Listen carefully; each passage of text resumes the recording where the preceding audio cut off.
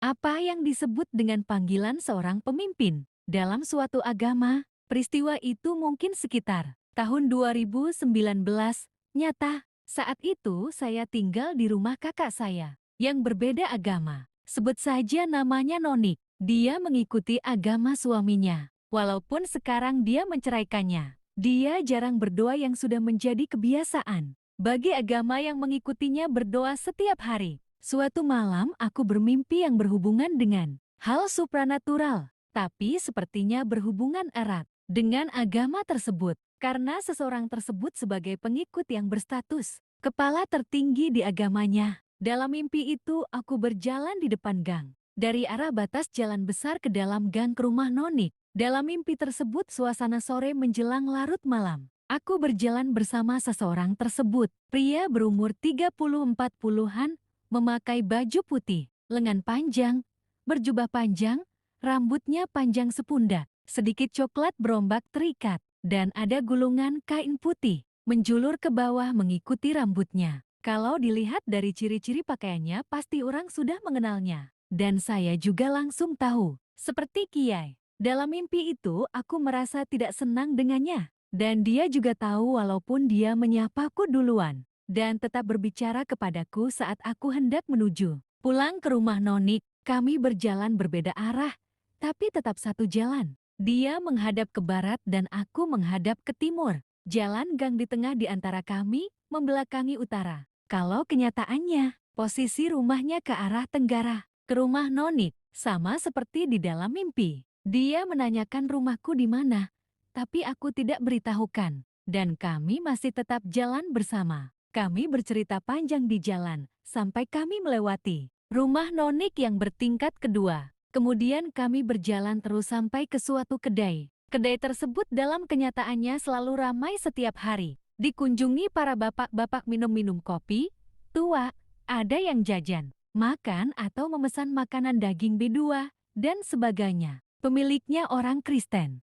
Dari kejauhan setelah melewati rumah Nonik, aku melihat ada beberapa orang yang dari jauh sudah memenuhi kedai tersebut. Dalam kenyataannya jendelanya menghadap ke barat, keliling seng. Tapi di mimpi ini jendelanya menghadap utara, satu daun jendela. Dan kami berjalan tadi membelakangi utara, berjalan ke arah tenggara ke kedai tersebut. Sama seperti kenyataannya, hanya daun jendelanya saja yang berbeda. Mereka terlihat dari jauh, beberapa di dalam dan di luar. Sesampainya dekat kedai tersebut, ada dua orang laki-laki yang duduk di bangku panjang. Di luar ke arah posisi kami, satu orang Batak, bapak-bapak setengah tua, dan satu lagi seperti ganteng kayak orang luar, bukan Asia. Kulit putih, rambut sedikit coklat pirang dan matanya juga sedikit lain. Tidak seperti bapak-bapak tua usianya. Pria berjubah putih yang berjalan bersamaku tadi ingin menunjukkan kuasanya kepadaku. Dia mengatakan kepadaku, "Kau mau lihat kuasa yang kami miliki?" Lalu ku jawab, "Bagaimana kau bisa menunjukkan kuasa?"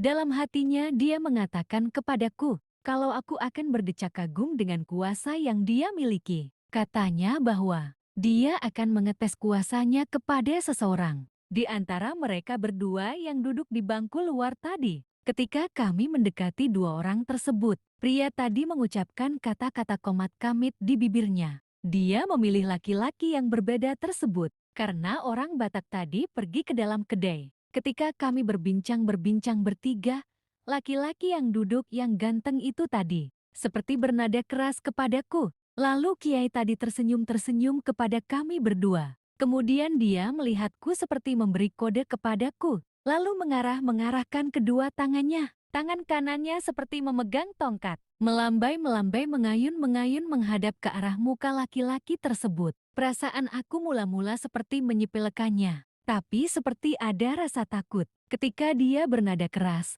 dia mengangkat tangannya dan menurunkannya seperti hendak memukul-memukul ke arah wajah laki-laki tersebut.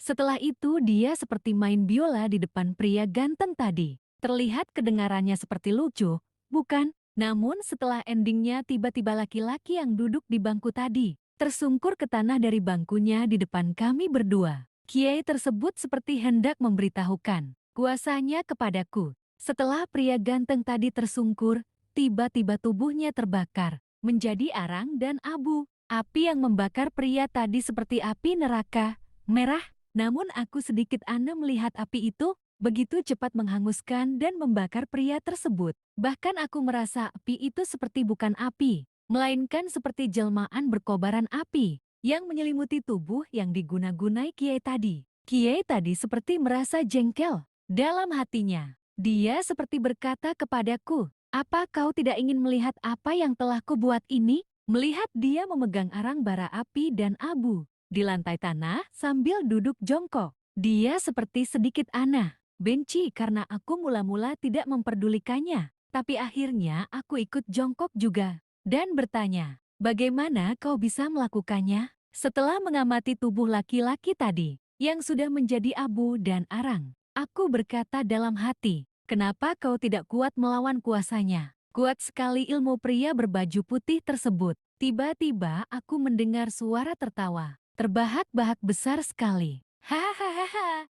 Suara seorang pria. Aku mengenali suara tersebut bukan berasal dari dunia ini. Tawa tersebut menggema seakan-akan sampai ke seluruh kota. Bahkan dalam perasaanku mungkin sampai ke seluruh dunia. Aku malah berkata dalam hati, apa dia tidak malu? Orang-orang sibuk dengan kegiatan di awal pagi. Tapi dia malah tertawa besar sekali. Bahkan orang-orang sepertinya tidak memperdulikan suara tawanya. Lalu aku bertanya, siapa laki-laki yang tertawa besar itu? Dan aku melihat ada tubuh laki-laki besar sekali, dia melebihi raksasa. Dia menutupi seluruh matahari pagi yang baru saja terbit.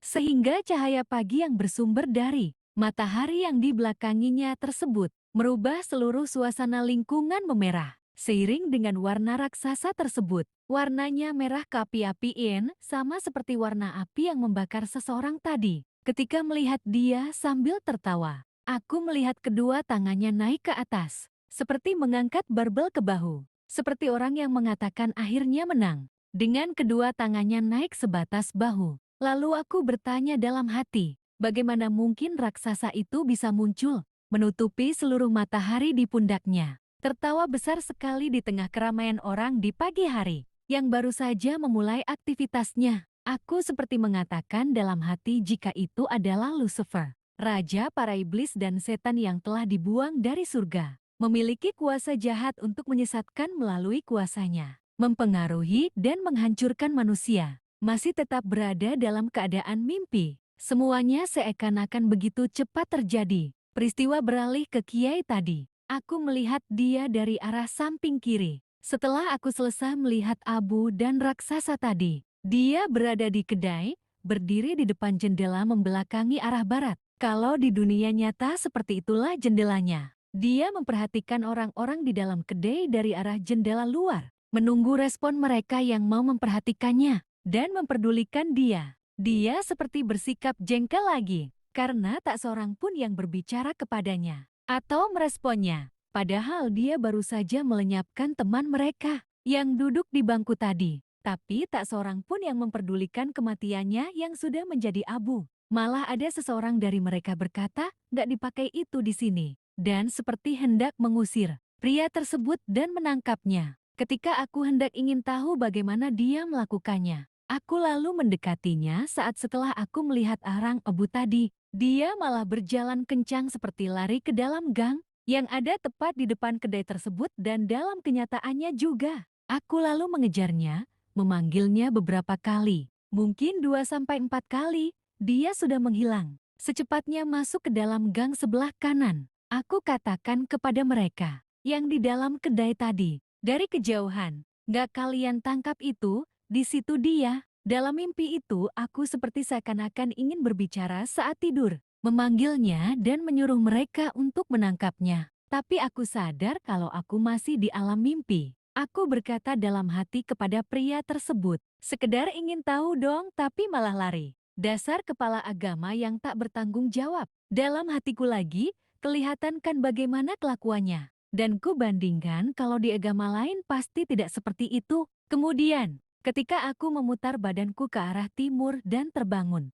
Setelah aku terbangun, aku terkejut dengan mimpi tersebut. Bagaimana bisa aku bermimpi tentang mereka yang sangat tidak kusukai? Dan raksasa besar itu juga, aku malah memikirkan, Apa artinya? Membayangkan kuasa pria yang berbaju putih tersebut bisa dengan tiba-tiba membuat seseorang menjadi arang dan abu dan suara raksasa yang tertawa itu. Apa arti semua ini? Aku malah membayangkan anak sekali jika bisa terjadi, terutama kepada orang yang paling dibenci. Tapi aku mengartikan mimpi tersebut menunjukkan bahwa iblis dapat memakai manusia dengan kuasanya untuk menghancurkan manusia. Karena dalam prinsip iman yang benar dari agama lainnya, tidak ada kata menghancurkan sesama manusia, terutama membunuh, seperti dalam kasus tersebut. Walau bagaimanapun, justru manusia yang harus diselamatkan dari kuasa jahat iblis tersebut, karena yang punya nyawa adalah Sang Pencipta yang berhak memberi dan mengambilnya kembali.